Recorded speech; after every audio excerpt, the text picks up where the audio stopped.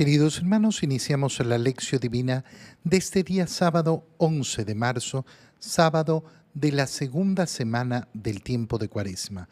Por la señal de la Santa Cruz de nuestros enemigos, líbranos, Señor Dios nuestro, en el nombre del Padre, y del Hijo, y del Espíritu Santo. Amén. Señor mío y Dios mío, creo firmemente que estás aquí, que me ves, que me oyes. Te adoro con profunda reverencia. Te pido perdón de mis pecados y gracia para hacer con fruto este tiempo de lección divina.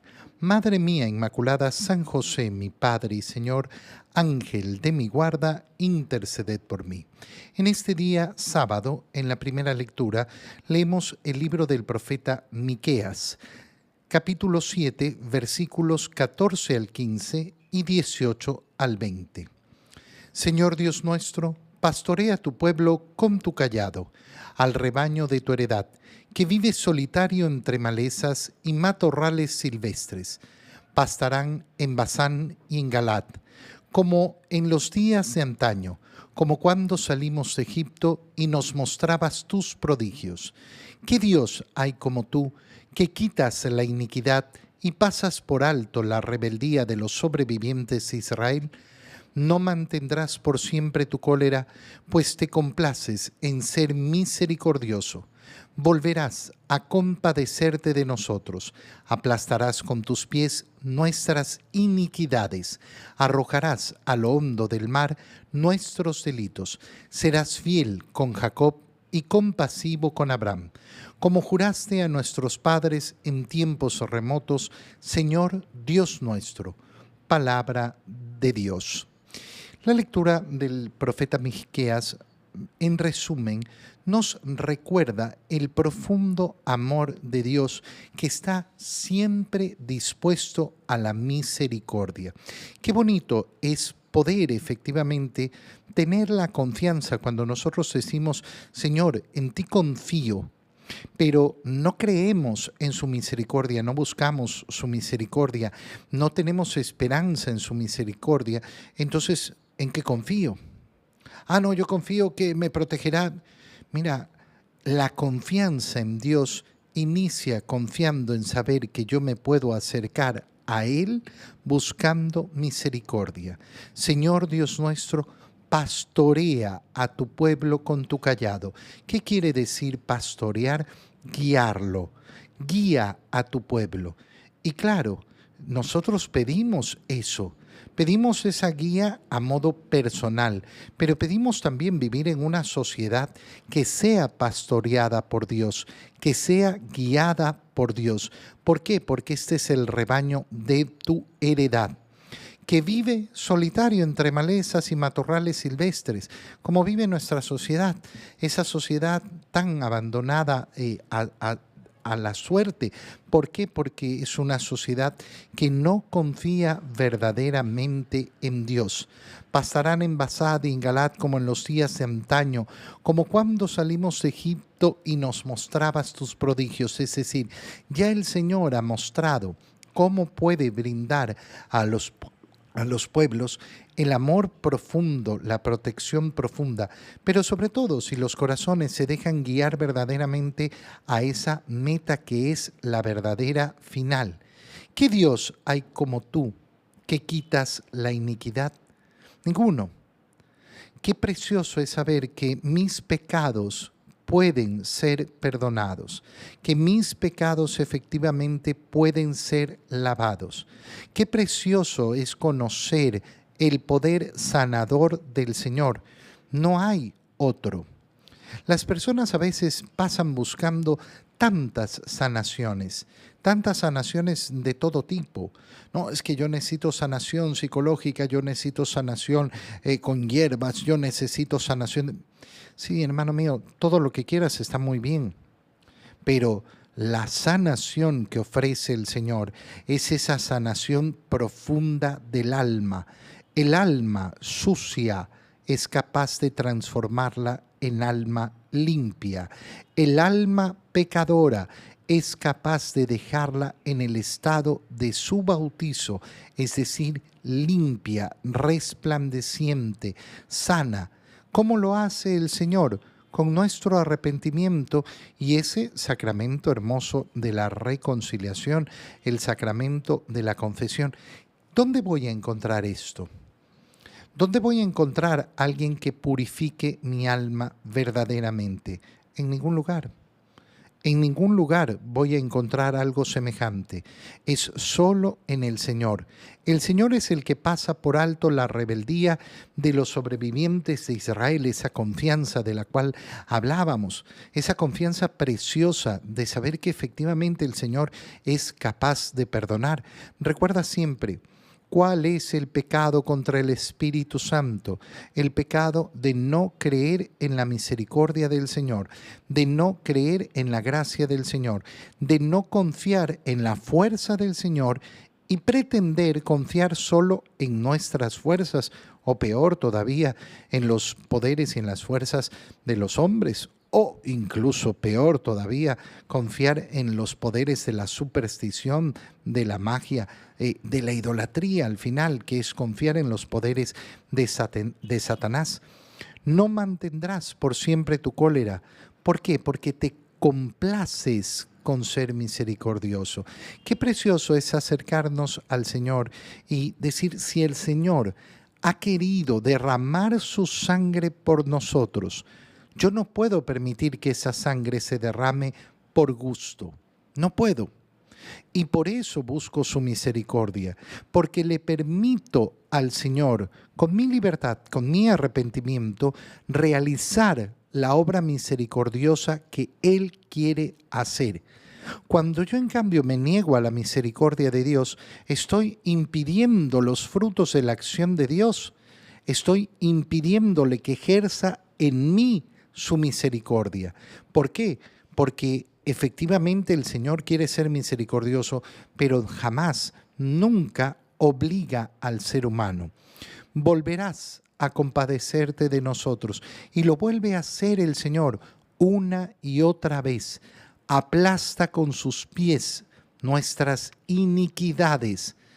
Qué precioso es acercarse al Señor y decirle, Señor, destruye el mal que he hecho. Aplástalo, elimínalo. ¿Y con qué lo elimina el Señor? Con su misericordia. Qué precioso es ver el poder de Dios en la destrucción de nuestro mal. Cómo le podemos permitir al Señor efectivamente mostrar su grandeza, mostrar su fuerza. Arrojarás al hondo del mar nuestros delitos y serás fiel, compasivo, como lo has hecho siempre, como juraste a nuestros padres. En el Evangelio, leemos el Evangelio de San Lucas, capítulo 15, versículos 1 al 3 y 11 al 32. En aquel tiempo se acercaban a Jesús los publicanos y los pecadores para escucharlo, por lo cual los fariseos y los escribas murmuraban entre sí: Este recibe a los pecadores y come con ellos. Jesús les dijo entonces esta parábola. Un hombre tenía 2 hijos, y el menor de ellos le dijo a su padre: Padre, dame la parte de la herencia que me toca. Y él les repartió los bienes. No muchos días después, el hijo menor, juntando todo lo suyo, se fue a un país lejano y allá derrochó su fortuna viviendo de una manera disoluta. Después de malgastarlo todo, sobrevino en aquella región una gran hambre y él empezó a padecer necesidad. Entonces fue a pedirle trabajo a un habitante de aquel país, el cual lo mandó a sus campos a cuidar cerdos. Tenía ganas de hartarse con las bellotas que comían los cerdos, pero no lo dejaban que se las comiera. Se puso entonces a reflexionar y se dijo: ¿Cuántos trabajadores en la casa de mi padre tienen pan de sobra y yo aquí me estoy muriendo de hambre? Me levantaré, volveré a mi padre y le diré: Padre, he pecado contra el cielo y contra ti. Ya no merezco llamarme hijo tuyo. Recíbeme como a uno de tus trabajadores. Enseguida se puso en camino hacia la casa de su padre. Estaba todavía lejos cuando su padre lo vio. Se estremeció profundamente. corrió hacia él y echándole los brazos al cuello lo cubrió de besos. El muchacho le dijo: Padre, he pecado contra el cielo y contra ti, ya no merezco llamarme hijo tuyo. Pero el padre les dijo a sus criados: Pronto, traigan la túnica más rica y vístansela. Pónganle un anillo en el dedo y sandalias en los pies. Traigan el becerro gordo y mátenlo. Comamos y hagamos una fiesta, porque este hijo mío estaba muerto y ha vuelto a la vida. Estaba perdido y lo hemos encontrado. Y empezó el banquete. El hijo mayor estaba en el campo, y al volver, cuando se acercó a la casa, oyó la música y los cantos. Entonces llamó a uno de los criados y le preguntó qué pasaba. Este le contestó: Tu hermano ha regresado y tu padre mandó matar el becerro gordo por haberlo recobrado sano y salvo. El hermano mayor se enojó y no quería entrar. Salió entonces el padre y le rogó que entrara pero él replicó: Hace tanto tiempo que te sirvo sin desobedecer jamás una orden tuya, y tú no me has dado nunca ni un cabrito para comérmelo con mis amigos. Pero eso sí, viene ese hijo tuyo que despilfarró tus bienes con malas mujeres, y tú mandas matar el becerro gordo. El padre repuso: Hijo, tú siempre estás conmigo y todo lo mío es tuyo, pero era necesario hacer fiesta y regocijarnos, porque este hermano tuyo estaba muerto y ha vuelto a la vida, estaba perdido y lo hemos encontrado. Palabra del Señor. La parábola del hijo pródigo la conocemos todos, es importantísimo recuperar ciertas cosas, adentrarnos profundamente. ¿Dónde parte la parábola? En que Jesús come con publicanos y pecadores, se acercan a él. Este recibe pecadores y come con ellos, murmuran los fariseos. Y entonces empieza esta parábola. La parábola va destinada a los fariseos, pero ¿cuál es el punto inicial? Lo que hemos conversado, lo que hemos hablado en la primera lectura, la misericordia del Señor, que está abierta. El Señor no se reúne con los pecadores para que sigan pecando. El Señor se junta con los pecadores para mostrarles el camino de la misericordia de Dios, es decir, el camino del arrepentimiento, el camino justamente de buscar esa misericordia y transformar el corazón. Aquel pecador que no quiere dejar de ser pecador, bueno, seguirá siendo pecador. No habrá ningún cambio. Eso no es lo que quiere el Señor. Esto es muy típico hoy en día cuando tú escuchas a las personas: Dios no juzga. No, si Dios juzga al final de la vida. Lo que nos da es la oportunidad, y Cristo efectivamente ha dicho: no, yo no te juzgo, pero vete y no vuelvas a pecar, cambia. Siempre el llamado del Señor es a ese cambio. Y nos presenta entonces a un hijo terrible. ¿Cuál es el pecado del hijo al pedirle la herencia a su padre? El pecado del hijo es desear la muerte de su padre. Tanto odia a su padre que inmediatamente cuando éste le da la herencia se manda a cambiar lejos. ¿Por qué lejos? ¿Por qué no podía irse cerca a hacer su vida? Porque no quiere tener ninguna relación con el Padre. Aquel que no solo ha deseado que Dios no existe en su vida, sino que se ha alejado profundamente de Él. ¿Qué es lo que ha hecho el Padre? Darle lo que quería el Hijo. Quiero mi parte de la herencia. Toma. Vive en libertad, que es la actitud que Dios tiene con nosotros. ¿Qué es la actitud que Dios tiene con nosotros? Toma, úsalo, usa lo que tienes, usa lo que te pertenece. ¿Cómo lo vas a usar? Depende de ti. ¿Cómo vas a usar tu tiempo? ¿Cómo vas a usar tu vida? Dios no te va a obligar nunca. Siempre serás tú y yo, cada uno de nosotros, el que tiene que tomar sus decisiones. Despilfarró todo y después vino lo de siempre. El hambre, la necesidad, tanto que quería comerse las bellotas que les tiraban a los cerdos. Es decir, cómo se nos muestra al Hijo en una situación de alcantarilla. ¿Y qué hace este hijo finalmente? Lo que tenemos que hacer siempre, reflexionar. ¿Cuál es el problema de la mayoría de personas que no dedican el tiempo a la reflexión? Porque cuando uno dedica el tiempo a reflexionar, es capaz de profundizar y darse cuenta, ¿qué hago aquí? ¿Por qué estoy actuando así? ¿Por qué estoy viviendo de este modo? Esta que es, al final del día, mi decisión. Y entonces toma una decisión. Me levantaré y volveré a la casa de mi padre para pedirle perdón. ¿Qué espero? Bueno, que me trate como un siervo. Se pone en camino. Y qué preciosa es esa escena. ¿Por qué? Porque el padre ya estaba listo para recibirlo. Cuando nosotros creemos que podemos tener una iniciativa hacia Dios, nos equivocamos completamente. Nosotros nunca tenemos una iniciativa hacia Dios. Lo nuestro es siempre respuesta. Nunca la relación con Dios ha nacido en primer lugar de mí.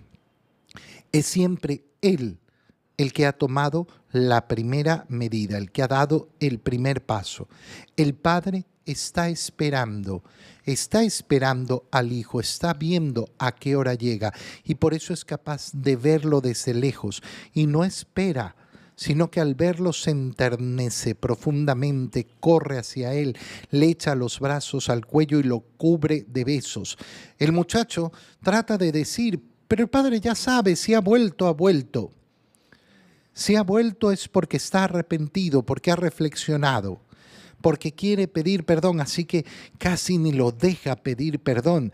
Padre, he pecado contra el cielo y contra ti, no merezco ser un hijo tuyo. Pero el padre inmediatamente, ¿qué hace? Traigan la túnica más rica. Fíjate lo que hablábamos en la primera lectura.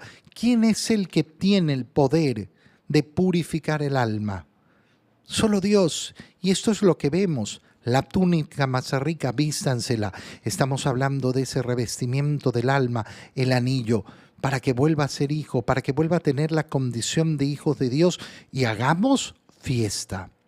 Pero aparece el hijo mayor que se siente ofendido por la misericordia de Dios, por la misericordia del Padre, y no quiere participar.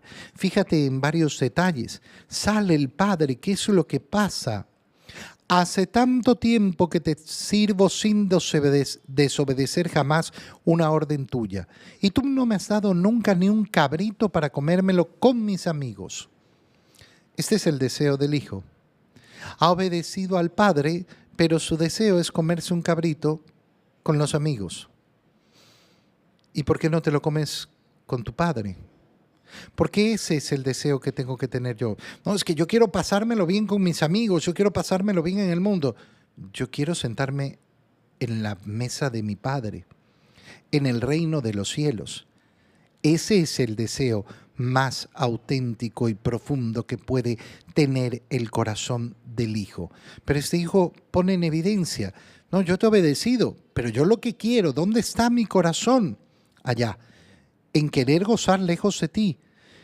Es decir, que al final del día es exactamente igual que el otro hijo, pero no ha reflexionado. Y además, fíjate en este detalle, pero eso sí, viene ese hijo tuyo, no lo reconoce como hermano. Y por eso el padre le va a recordar esa condición. Hijo mío, tú siempre estás conmigo, todo lo mío es tuyo.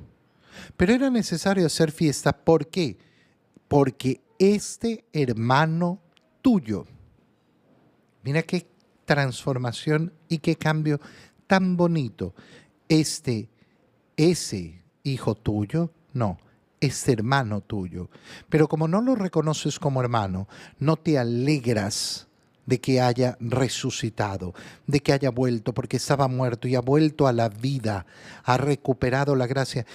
Y no puede haber, pues, un anhelo más profundo en el corazón de aquel que se reconoce salvado por Cristo, que la sangre de Cristo no se desperdicie en mí, pero que además no se desperdicie en nadie, que todos vivan la redención. Te doy gracias, Dios mío, por los buenos propósitos, afectos e inspiraciones que me has comunicado en este tiempo de lección divina. Te pido ayuda para ponerlos por obra. Madre mía Inmaculada, San José, mi Padre y Señor, Ángel de mi guarda, interceded por mí. María, Madre de la Iglesia, ruega por nosotros. Queridos hermanos, que tengan todos un muy feliz día.